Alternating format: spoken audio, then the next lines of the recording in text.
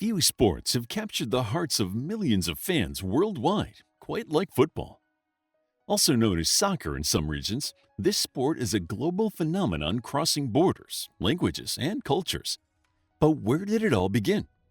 How did a single game of kicking a ball morph into a sport with billions of fans, awe-inspiring legends, and an impact that reaches far beyond the field?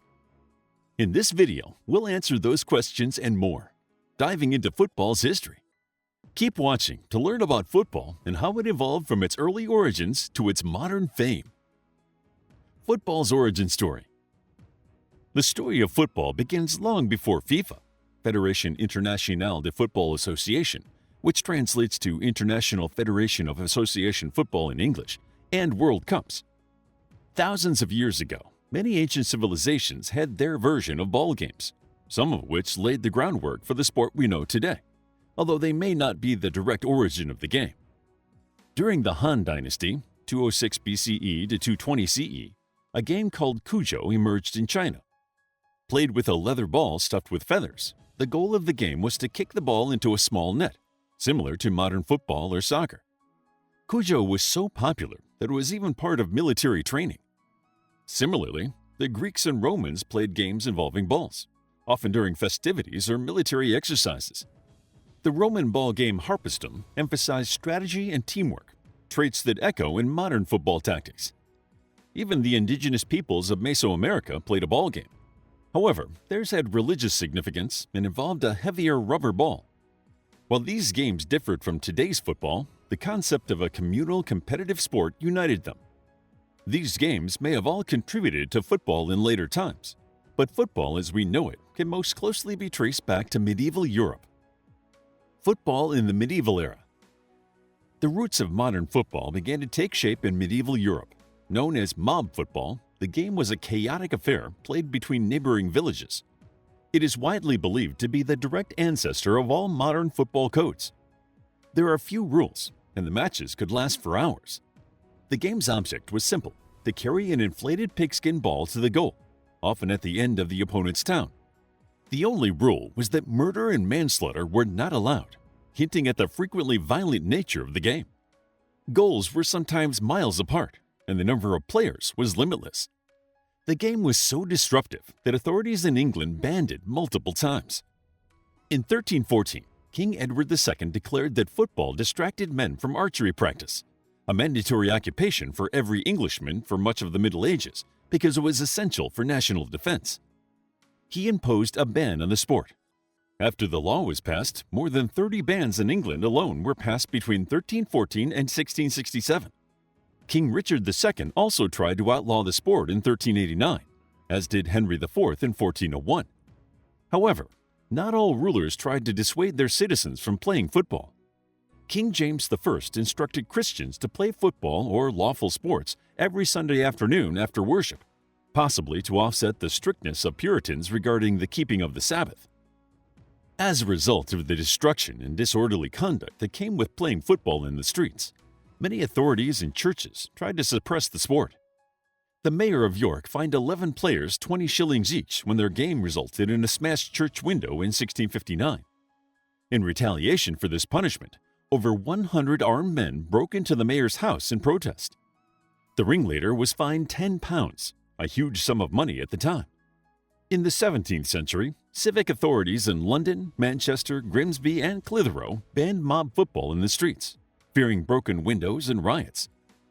Despite these bans, the game endured. It was a pastime for commoners, a rough-and-tumble sport that embodied a spirit of community and rivalry.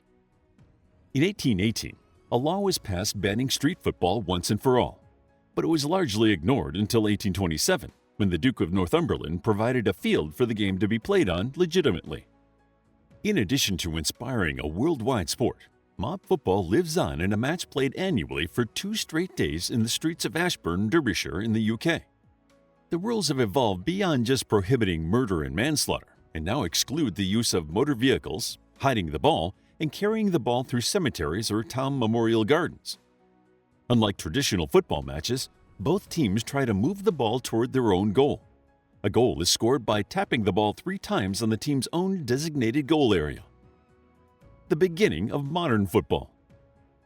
The turning point for football as we know it came in the 19th century with the rise of industrialization and urbanization. As cities grew, so did the need for organized leisure activities. Schools like Eton, Harrow, and Rugby developed their versions of football, each with its own rules. Some allowed limited handling of the ball, and others did not. This variance made it difficult for public school boys to play once they entered university, unless they were with former schoolmates who had learned the same rules. As early as 1842, the University of Cambridge attempted to standardize the rules of play, and the students who played by these rules spread them to football clubs once they graduated. However, there was still no universal set of rules for the game. In 1863, the Football Association, or FA, was established in England, creating the first standardized game rules.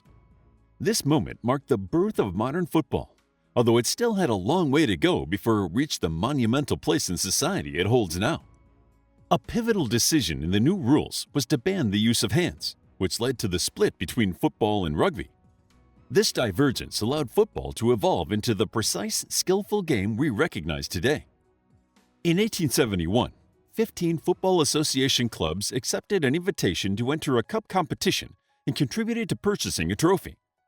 By 1877, the associations of Great Britain had agreed upon a uniform code, and 43 clubs were competing. As industrialization and urbanization continued to progress in Victorian Britain, the working-class citizens in Britain's industrial towns and cities gradually lost their old pastoral or rural pastimes like badger baiting and sought fresh forms of leisure that fit into a more urban environment. From the 1850s onward, industrial workers were increasingly likely to have Saturday afternoons off work, and many turned to playing and watching the newly established game of football. Urban institutions like churches, trade unions, and schools organized working-class boys and men into recreational football teams. Rising adult literacy spurred press coverage of organized sports, while developing transport systems like railways or urban trams enabled players and spectators to travel longer distances to football games. Leading clubs began charging admission fees for spectators in the early 1870s and paying their players wages, which was illegal at the time. This practice eventually became so common that the FA sanctioned it in 1884, despite its initial attempts to restrict professionalism and even expel clubs for using professional players. This professionalism sparked even more growth in the game. Football goes global.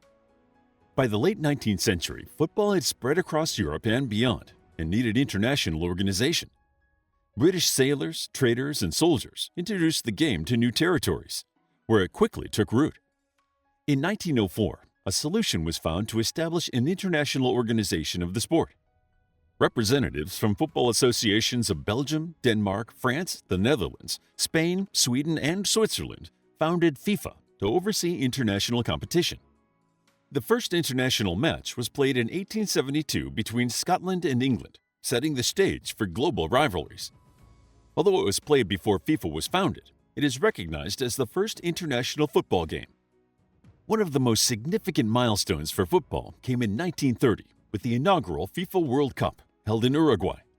13 teams entered the tournament, but only a handful of European teams chose to participate because of how difficult it was to travel to South America.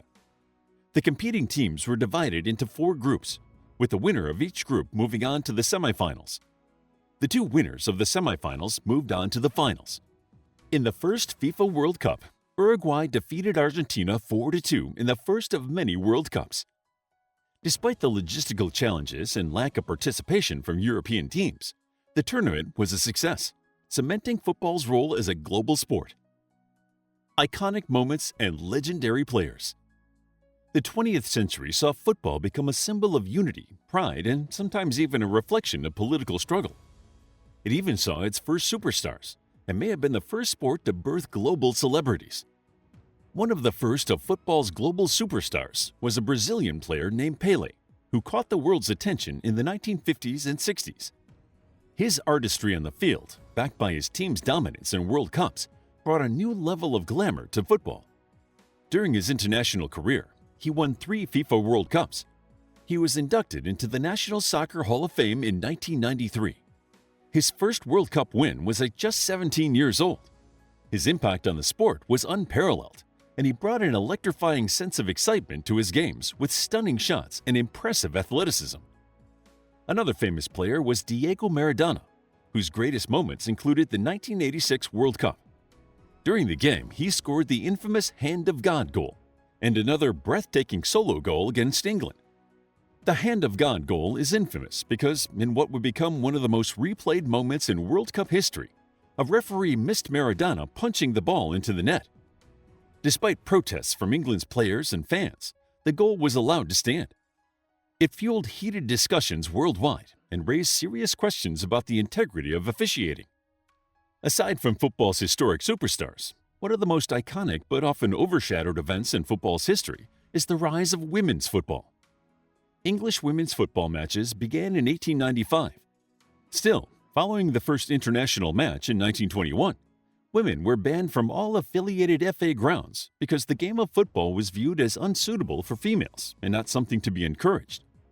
This ban lasted from 1921 to 1971. Although the Scottish Football Association did not formally recognize women's football until 1974, after pressure from the Union of European Football Associations. The first Women's World Cup was held in China in 1991, with 12 teams competing for the title. The 1991 Women's World Cup and recent global tournaments elevated the sport, inspiring a new generation of players.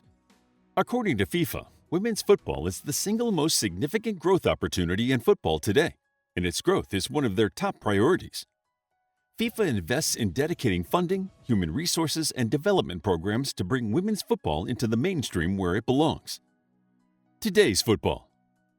Football is a multi-billion-dollar global industry today, with leagues like the English Premier League, La Liga, and the Champions League captivating audiences worldwide. Players like Lionel Messi, Cristiano Ronaldo, and Megan Rapinoe are household names, representing the sport's global reach. Technology such as VAR, Video Assistant Referee, has modernized the game. It was introduced at the World Cup in 2018, aiming to reduce errors and improve the accuracy of refereeing decisions. In light of the controversial Hand of God incident, this was much needed, and many football leagues worldwide have adopted it. Meanwhile, social media has brought fans closer to their favorite teams and players. Despite these advancements, the essence of football, a simple game of skill, passion, and teamwork, remains unchanged. While its history is long, soccer is still evolving, and groundbreaking historical events are still happening. Just over 2 years ago, in 2022, the FIFA World Cup took place in Qatar, marking the first time the tournament was held in the Middle East. The event featured a revised schedule to adapt to the region's extreme summer temperatures, with matches played in November and December. From its humble beginnings in ancient China and medieval Europe to today's dazzling stadiums and global fanfare, football's journey is a testament to its universal appeal. It's more than a sport. It's a shared language, a cultural touchstone, and a source of endless inspiration. How would you like to get a deeper understanding of history, impress your friends, and predict the future more accurately based on past events? If this sounds like something you might be into, then check out the brand new Captivating History Book Club by clicking the first link in the description. Also, grab your free Mythology Bundle ebook while still available. All links are in the description. If you enjoyed the video, please hit the like button and subscribe for more videos like this.